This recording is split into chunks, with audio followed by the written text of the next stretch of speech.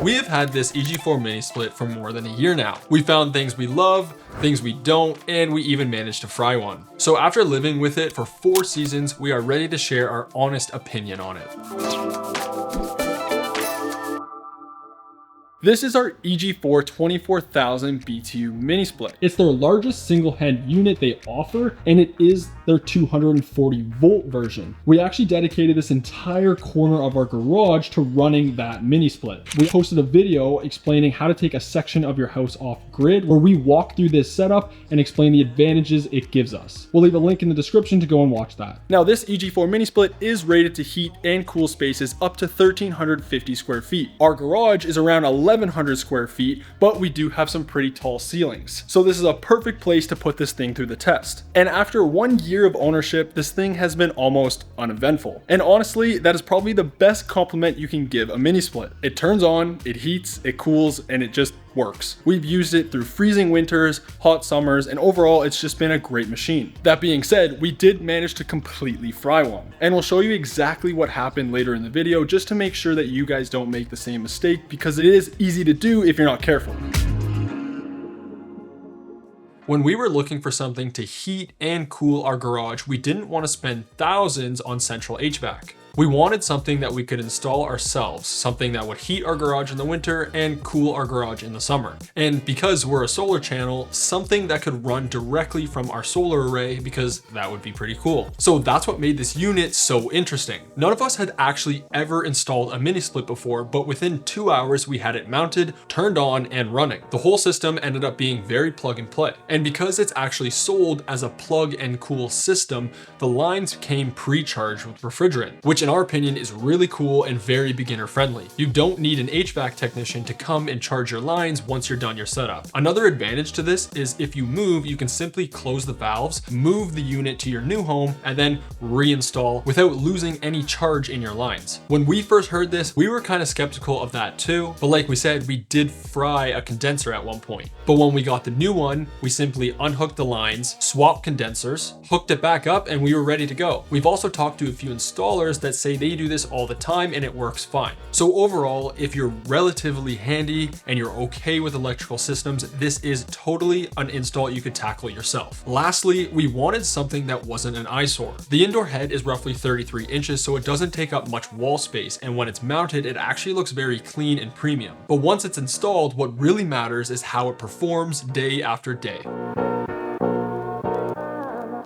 One of the biggest reasons we wanted this EG4 mini split is because it has the ability to run directly from solar. As you can see, we have 2 solar lines here. They run behind, and it's not the prettiest, but they do run all the way the lengthways of our house. Now, I wouldn't recommend doing this, but we just do it because we're constantly testing, moving things, so we don't want to put anything permanent. Obviously, we have a ton of solar panels. We have stuff that's running the garage. We have things that are charging batteries, whatever else in the house. But this panel array is what is in charge of running our mini split, and that is 1,200 watts of solar. So when the sun is shining and solar is available, the mini split will actually use the energy produced from these solar panels before the grid. And you could actually go bigger because that mini split does accept 2,100 watts of input. But right now, with the testing that's going on, this is just what we're working with. So if you're trying to become more energy independent, this is something very useful, because if you're living in somewhere hot and there's a lot of sun, then you can use all that energy to run your mini split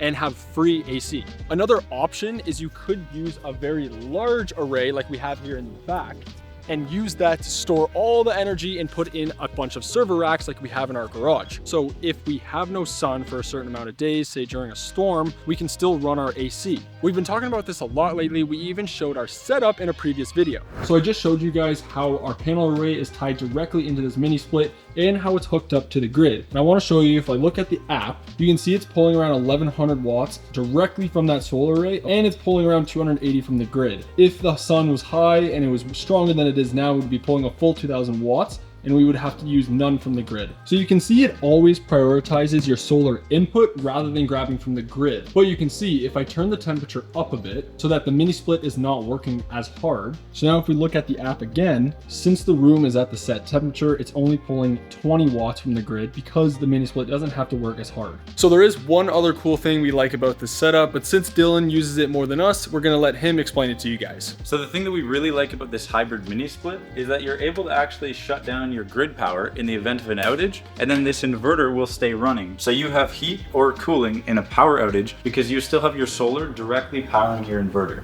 So you can see here we have no grid power present and we're still functioning. If your solar power falls below the demand of the AC unit, it will throttle itself back a little bit, but you'll still have your full heating and cooling capabilities if you have solar present.